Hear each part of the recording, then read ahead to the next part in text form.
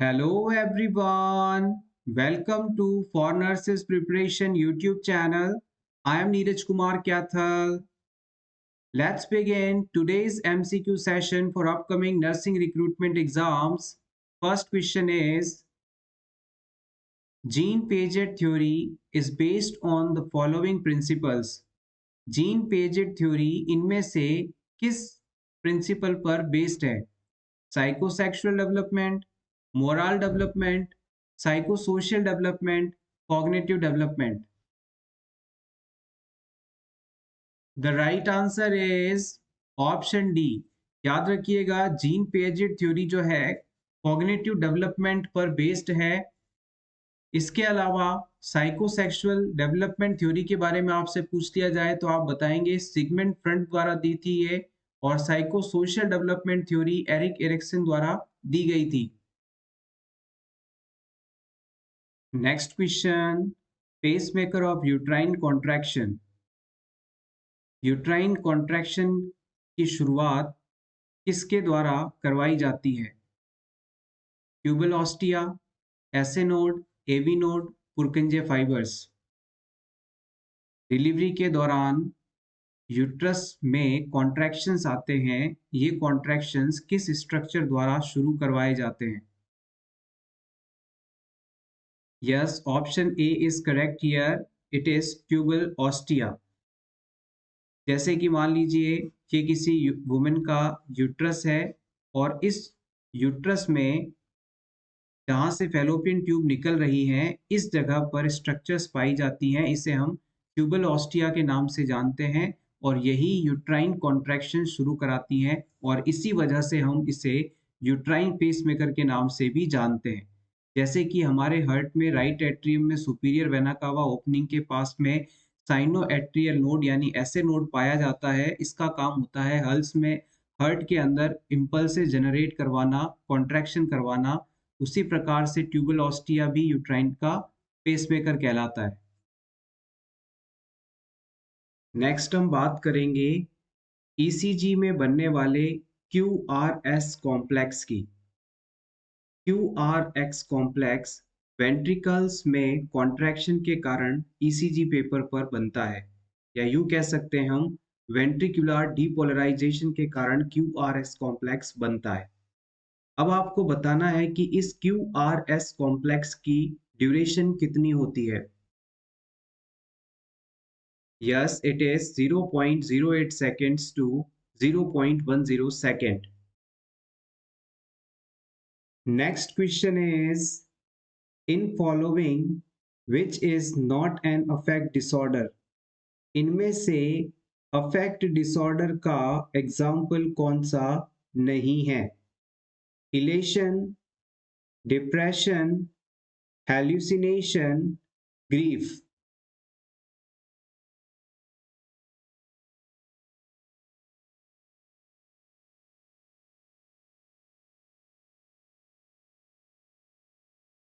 The right answer is option C. यहां पर गौर कीजिएगा, हेल्यूसिनेशन जो है it is a disorder of perception. जब आप किसी एक्सटर्नल स्टिमुलाई के ना होते हुए भी आप कुछ परसीव करते हैं तो ये चीज हेल्यूसिनेशन कहलाती है। ये परसेप्शन का डिसऑर्डर है। इसके अलावा मूड का एलिवेशन होना या मूड का डिप्रेस होना और ग्रीफ होना, ग्रीफ का मतलब है दुख, तो ये सभी जो है ये क्लाइंट के इमोशन से रिलेटेड हैं, तो ये सभी अफेक्ट डिसऑर्डर का उदाहरण है। यहाँ पर एक चीज है, गौर करिएगा इस पर, अगर आपसे कभी अफेक्ट की बात की जाए तो इसका मतलब होता है शॉर्ट टर्म की बात की जा रही है, और अगर मूड की बात की जाए तो ये लॉन्ग टर्म के लिए आपके इमोशंस को दर्शाने वाला टर्म है। इमोशंस अगर थोड़े समय के लिए प्रभावित होते हैं तो ये अफेक्ट है, और अगर लंबे समय तक प्रभावित रहते हैं तो ये मूड है।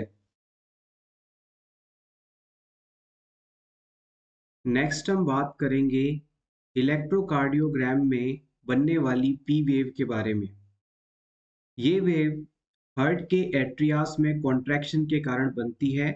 कॉन्ट्रैक्शन को ही हम डीपोलराइजेशन टर्म द्वारा डिनोट करते हैं। अब आपको बताना है कि इस ईसीजी की पी वेव की ड्यूरेशन और एम्पलीट्यूड कितना कितना होता है।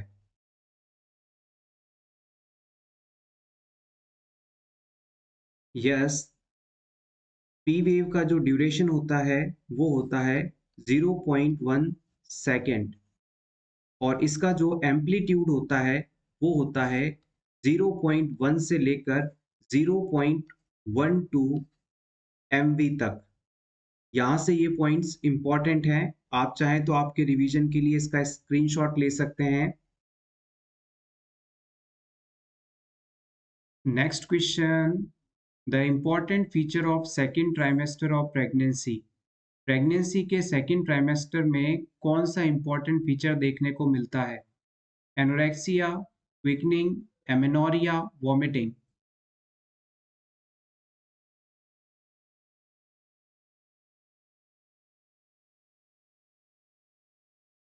The right answer is option B, quickening. Note कर लीजिएगा, सेकेंड ट्राइमेस्टर का मतलब होता है 13 वीक्स से लेकर 28 वीक्स की ड्यूरेशन, और इसके दौरान क्विकनिंग देखने को मिलती है।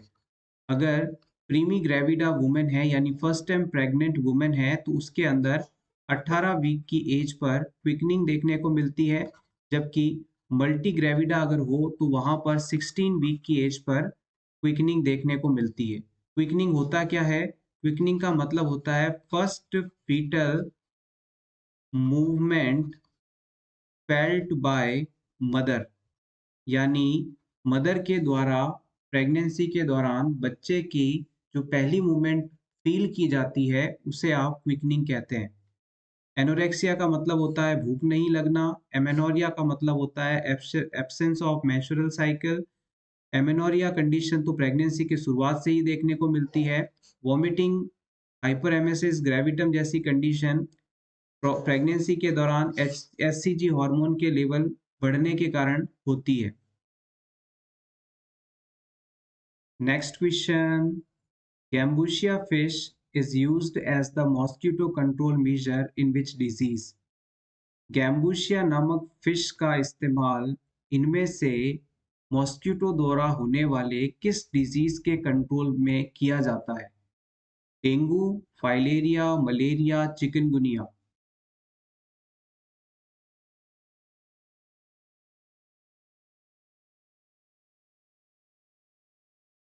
The right answer is option C, malaria. जिस जगह पर भी वाटर का एक्यूमुलेशन होता है, जहाँ कहीं भी पानी इकट्ठा हुआ हुआ होता है, उस जगह पर गैम्बूशिया फिश के लार्वा को लाकर छोड़ दिया जाता है, और ये मलेरिया के पैरासाइट को पनपने नहीं देती। तो गैम्बूशिया जो फिश है, इसे मलेरिया के ट्रांसमिशन को रोकने में इस्तेमाल किया जाता है। और याद रखिएगा, मलेरिया का ट्रांसमिशन फीमेल एनाफिस मॉस्किटो द्वारा होता है, और मलेरिया जो डिजीज के जो वेक्टर हैं वो हमेशा गंदे पानी में पनपते हैं, और डेंगू जो डिजीज है उसके जो वेक्टर हैं हमेशा साफ पानी में पनपते हैं, और डेंगू जो मॉस्किटो है एडीज मॉस्किटो वो हमेशा दिन के समय बाइट करता है। Next question, the nurse is taking the vital signs of the patient admitted with cancer of pancreas. The nurse is aware that the fifth vital sign is। आपके पास pancreas के cancer से सफरिंग एक patient आता है और आप इसके vital science note करते हैं। आपको ये बताना है कि इस पेशेंट के लिए फिफ्थ वाइटल साइंस इनमें से कौन सा होगा? Anorexia, pain, insomnia, fatigue. Anorexia का मतलब भूख नहीं लगना, पेन दर्द, इंसोम्निया नींद नहीं आना, और फैटीग का मतलब थकान। नॉर्मली आपने पढ़ा होगा कि पेशेंट के अंदर हम 4 वाइटल साइंस का असेसमेंट करते हैं जो कि होते हैं temperature, pulse, respiration and blood pressure. आखिरी जो है फिफ्थ नंबर का वाइटल साइन कौन सा होता है ये आपको बताना है। Yes, the right answer is option B, pain. यहाँ पर फिफ्थ वाइटल साइन के रूप में हम पेन को इंक्लूड करते हैं। पेन पांचवा वाइटल साइन माना जाता है। फर्स्ट है temperature, second pulse, third respiration, fourth blood pressure, fifth pain. Next question, lymphatic filariasis is not caused by, इनमें से किस पॉजिटिव ऑर्गेनिज्म के कारण फाइलेरियासिस डिजीज नहीं होता? वुचेरेरिया ब्रूजिया, वुचेरेरिया bancrofti, Wuchereria malayi and Wuchereria टिमोरी।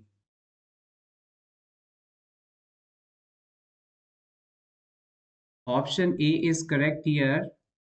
यहाँ पर ऑप्शन बी, सी और डी में बताए वुचेरेरिया बैंक्रॉफ्टी, बुर्चिया मलाई, बुर्चिया टिमोरी, ये तीनों ही लिम्फेटिक फाइलेरियासिस डिजीज के पॉजिटिव ऑर्गेनिजम्स हैं। फाइलेरियासिस डिजीज को आप फील पाँव या हाथी पाँव रोग के नाम से जानते हैं, एलिफेंटियासिस के नाम से जानते हैं। Next question, father of medicine किसे कहा जाता है? लुइस पास्चर को, लॉर्ड लिस्टर को, हिपोक्रेट्स को या फिर डार्विन को?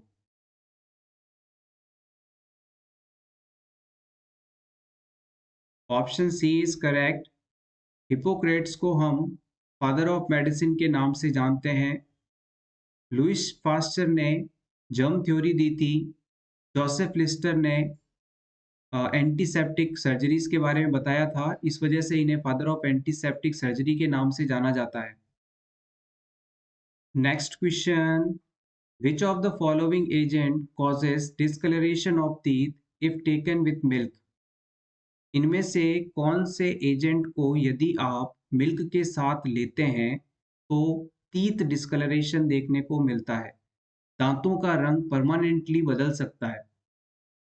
Tetracycline, penicillin, metronidazole, ciprofloxacin. The right answer is option A, tetracycline. याद रखिएगा, अगर आपने टेट्रासाइक्लिन मेडिसिन को मिल्क के साथ इंजेस्ट किया तो ये आपके दांतों का कलर परमानेंटली बदल सकता है, और इसी वजह से जो टेट्रासाइक्लिन मेडिसिन है वो बच्चों को भी नहीं दी जाती। अगर बच्चे की उम्र 8 साल से कम है तो आप उसमें टेट्रासाइक्लिन मेडिसिन नहीं दे सकते। Next question, four pulmonary vein supplies which chamber of heart? हमारे लंग्स से निकलकर हार्ट के किस चैम्बर तक चार pulmonary veins ब्लड सप्लाई पहुंचाती हैं? Yes, it is left atrium. और याद रखिएगा, लेफ्ट एट्रियम में ये पल्मोनरी वेन्स ऑक्सीजन रिच यानी ऑक्सीजनेटेड ब्लड पहुंचाती हैं। मोस्टली हमारी बॉडी में पल्मोनरी वेन को छोड़कर बाकी सभी वेन्स डीऑक्सीजनेटेड ब्लड कैरी करती हैं। नेक्स्ट आपको बताना है कि ऐसे नोड के द्वारा हर मिनट कितने इम्पल्स जनरेट किए जा सकते हैं?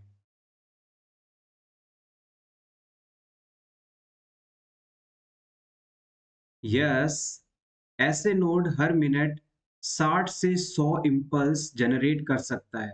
ऐसे node natural pacemaker of heart है और इसके द्वारा 60 से 100 इम्पल्स पर मिनट जनरेट किए जा सकते हैं। नेक्स्ट आप बताएं, एवी नोड के द्वारा कितने इम्पल्सेस पर मिनट जनरेट किए जा सकते हैं? यस, एग्जैक्टली, इट इज 60 पर मिनट। ऐसे नोड से यदि इम्पल्सेस ना बन पा रहे हो, किसी वजह से इस एरिया में डैमेज अगर हो जाए, तो एवी नोड यहाँ पर इम्पल्स जनरेट कर सकता है, पेसमेकर के रूप में काम कर सकता है, और इसके द्वारा ऐसे नोड की तुलना में कुछ कम लेकिन 60 बीट्स पर मिनट तक इम्पल्स जनरेट किए जा सकते हैं। एवी नोड जो है वो आपका ऐसे नोड की तुलना में साइज में कुछ छोटा होता है, और ये लोअर और dorsal part of atrial septum पर just above the opening of coronary sinus पर लोकेटेड रहता है। फाइनली आपको बताना है कि पुरकिंजे फाइबर के द्वारा कितने इम्पल्सेस पर मिनट तक जनरेट किए जा सकते हैं। इमरजेंसी होने पर हार्ट के पुरकिंजे फाइबर्स के द्वारा 20 से 40 इम्पल्सेस पर मिनट जनरेट किए जा सकते हैं, जो कि हार्ट के कंडक्शन सिस्टम में हेल्पफुल होते हैं। आप चाहें तो इसका स्क्रीनशॉट ले लें, इंपॉर्टेंट है। Next question, location of auditory area. हमारे ब्रेन में ऑडिटरी एरिया किस जगह पाया जाता है? Yes, it is found in temporal lobe. Brain के टेम्पोरल लोब में ऑडिटरी एरिया पाया जाता है, जो कि सुनने से रिलेटेड फंक्शन परफॉर्म करवाता है। Location of olfactory area, smell से रिलेटेड एरिया ब्रेन के किस लोब में पाया जाता है? Yes, it is also found in temporal lobe. Location of visual area, yes, it is seen in occipital lobe. हमारे ब्रेन में पीछे की तरफ पाए जाने वाले ऑक्सीपिटल लोब में विजुअल एरिया पाया जाता है, जो कि हमें देखने में मदद करता है। और इस एरिया में चोट लग जाए तो हमारा विजन डिस्टर्ब हो सकता है, हम ब्लाइंड तक हो सकते हैं। लोकेशन ऑफ एपेटाइट सेंटर, हमारी भूख को कंट्रोल करने वाला एपेटाइट सेंटर कहाँ पाया जाता है? Excellent, it is found in hypothalamus. Location of pneumotoxic center. Yes, it is found in pons. Location of apnostic center. Yes, it is also found in pons. Location of reflex center of coughing. It is found in medulla oblongata. Large branch of brachial plexus. हम plexus शब्द का मतलब होता है network या जाल। अगर हमारे शरीर के किसी विशेष हिस्से में खूब सारी नर्व्स एक जाल के रूप में मौजूद हों, तो वो प्लेक्सस कहलाता है। और ब्रेकियल प्लेक्सस हमारे अपर आर्म में मौजूद रहता है। इसकी लार्जेस्ट ब्रांच का नाम है रेडियल नर्व, जो कि आपके थंब की साइड होती है, अंगूठे की तरफ होती है। Next question, drug of choice in bed wetting is. जो व्यक्ति एन्यूरेसिस या बेड वेटिंग की कंडीशन से सफरिंग है, उसमें इस कंडीशन के ट्रीटमेंट के लिए कौन सी मेडिसिन दी जाती है? लेसेक्स या imipramide? The right answer is option B, imipramide. याद रखिएगा, जो बच्चे टॉयलेट ट्रेनिंग कंप्लीट होने के बाद भी बेड पर ही यूरिन पास कर देते हैं, इनके ट्रीटमेंट के लिए ट्राईसाइक्लिक एंटी डिप्रेसेंट मेडिसिन यानी इमिप्रामाइन ड्रग ऑफ चॉइस के रूप में दी जाती है। लेसिक्स जो है लूप डायूरेटिक मेडिसिन है, जो कि यूरिन आउटपुट बढ़ाने के लिए दी जाती है। Next question, elevated specific gravity can be seen in. इनमें से किस कंडीशन में इस यूरिन की स्पेसिफिक ग्रेविटी बढ़ी हुई मिलती है? Diabetic insipidus, dehydration, hypervolaemia, hypokalaemia?